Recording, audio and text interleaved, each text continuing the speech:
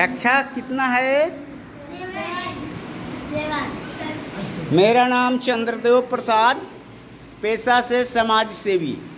आज हम सभी कक्षा 7वीं में हैं और 7वीं कक्षा में आज हम लोग भूगोल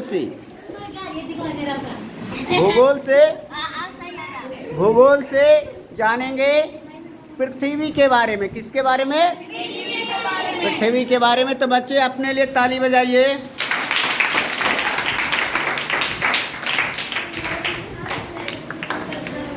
पृथ्वी का निर्माण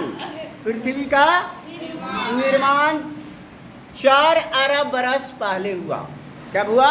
4 अरब बरस पहले हुआ। एक समय की बात है जब सूर्य के बगल से होकर एक बहुत बड़ा तारा गुजर रहा था।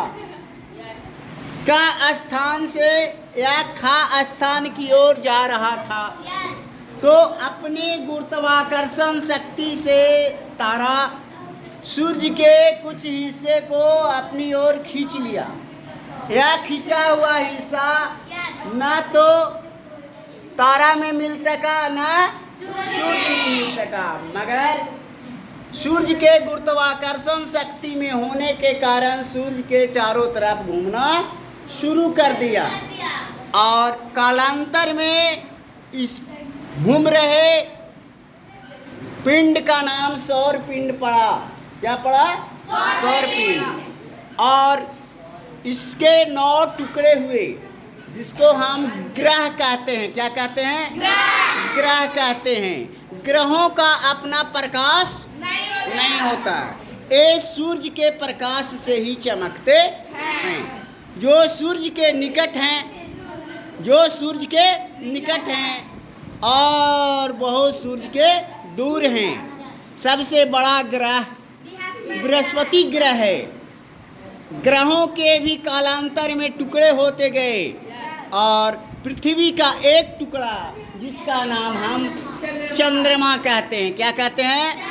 चंद्रमा कहते हैं। क्या कहते हैं?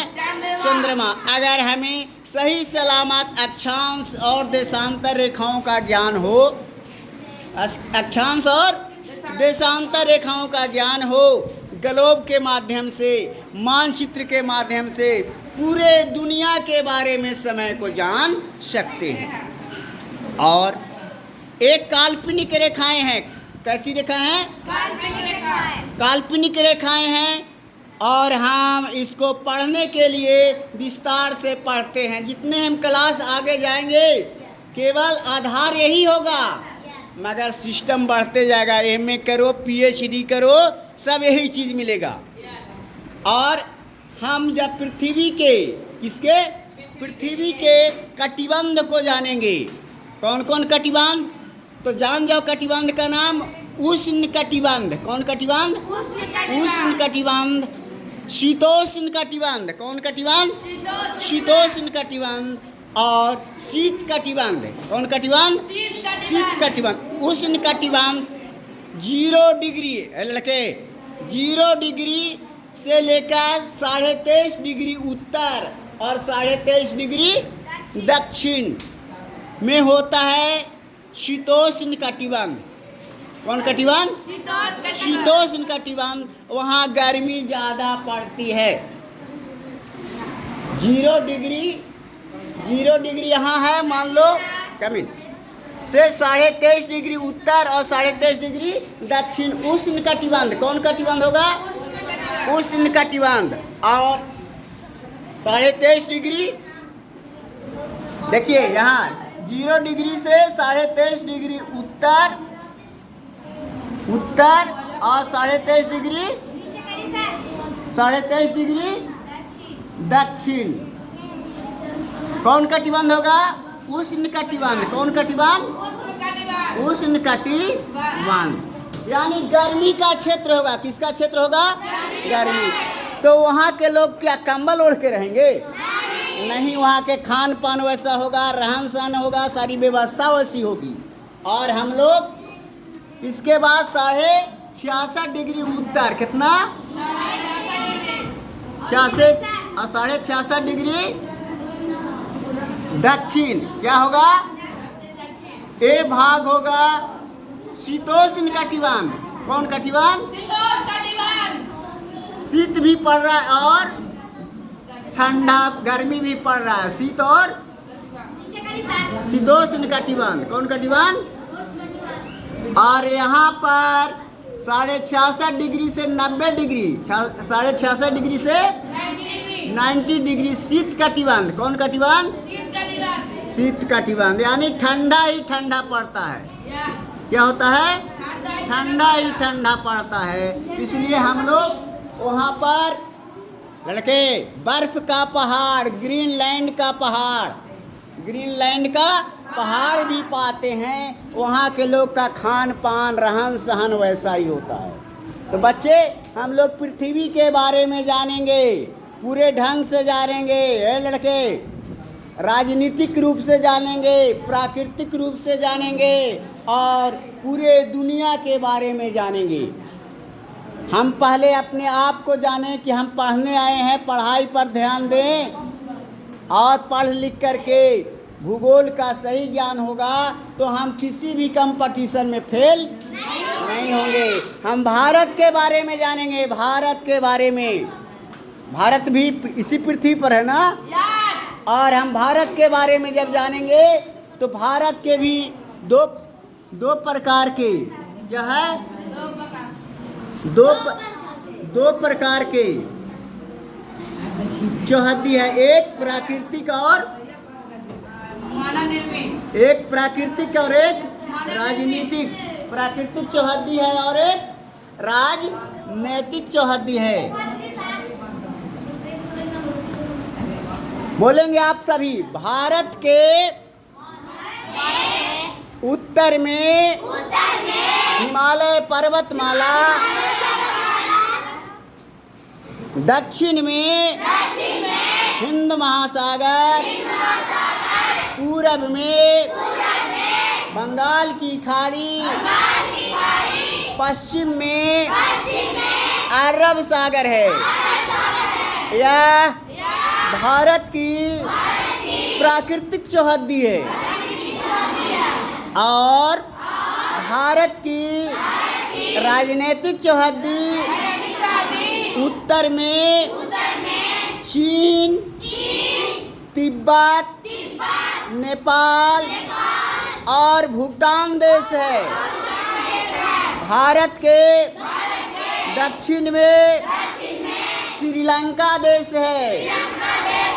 भारत के पूरब में म्यांमार और बांग्लादेश है।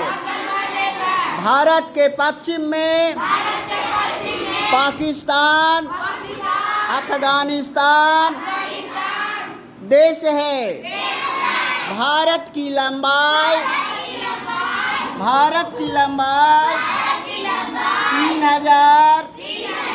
3214 किलोमीटर।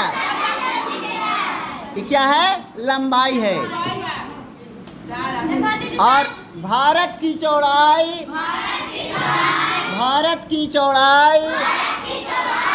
2933 किलोमीटर है। हम सभी भारतवासी हैं। भारत की आबादी 1 अरब 30 करोड़ से ज़्यादा है। हम सभी भारतीय हैं और इस वर्ष भारत अमृत महोत्सव मना रहा है। शहीदों के याद में अमृत महोत्सव मनाया जा रहा है ना? तो हम सभी अपने देश के गौरव को बढ़ाएंगे और शहीदों के सपने को पूर्ण करेंगे। इसके लिए हमें स्वावलंबी बनना होगा। हम लिख पढ़ कर महान बने, देश की शान बने। बोले भारत देश की, भारत देश की, भारत देश की, भारत देश की। वीर शहीदों की, वीर शहीदों की, वीर शहीदों की। अपने लिए ताली बजाइए कस के। बस आज इतना ही, फिर कभी हम लोग मिलेंगे और अगले चीज़ के बारे में जानकारी लेंगे। कम पढ़ें ज़्यादा समझें। ए लड़के, समझ के समझो। समझना भी एक समझ है। समझ के समझो। समझना भी एक समझ है ना। तो तुम्हारा विद्यालय का नाम क्या है? आदर्श मध्य विद्यालय गुरिया, इमामगंज गया बिहार। और गुरिया के नाम को, गुरिया के गौरव को आगे बढ़ाना है। नहीं, गुरिया गुरुओं का जगह होता है, गुरुओं का जगह है, आज से नहीं, पुरानी जगह है। यहाँ बहुत सारे शिक्षक हैं इस गांव में, नहीं है? बगल में पकरी गांव है, वहाँ के शिक्षक थे श्री शिवनंदन प्रसाद, शिवनंदन जी, जो आधा क्या कहते थे, चदरिया बाबा जिनको कहते थे हम लोग। तुम लोग चदरिया बाबा को देखा था? हम लोग देखे थे, है ना। सदा जीवन और उच्च विचार, सदा जीवन और उच्च विचार उनका था। इन्होंने गांव को विकास के लिए बहुत सारे काम भी करवाए थे। हमें याद है पवन ऊर्जा, ए लड़का, पवन ऊर्जा यहाँ लगवाया था। यानी पवन से, हवा से पानी पैदा होता था, है ना। तो हम लोग कहाँ पर है? दिखाई पड़ रहा है यहाँ से? पेड़ है। अच्छा, तो हम लोग आदर्श को पहचानेंगे। आने वाले दिन में हम लोग गोबर गैस पर काम करें। किस पर? गोबर गैस पर। गौ संवर्धन पर काम करें, रोजगार पर काम करें, तब भारत आत्मनिर्भर बनेगा। भारत को हमको सबसे आगे ले जाना है। भारत जगत गुरु है। क्या है? जगत गुरु है। तो पहले गुड़िया के बच्चे को गुरुजी बनना होगा ना। तो गुड़िया के बच्चे लिख के, पढ़ के महान बने और दूसरों को भी रास्ता दिखाएं। तो इन्हीं शब्दों के साथ आज की बातों को यहीं विराम दी जाती है। जय स्वविकास। बोलिए जय स्वविकास, जय स्वविकास, जय स्वविकास।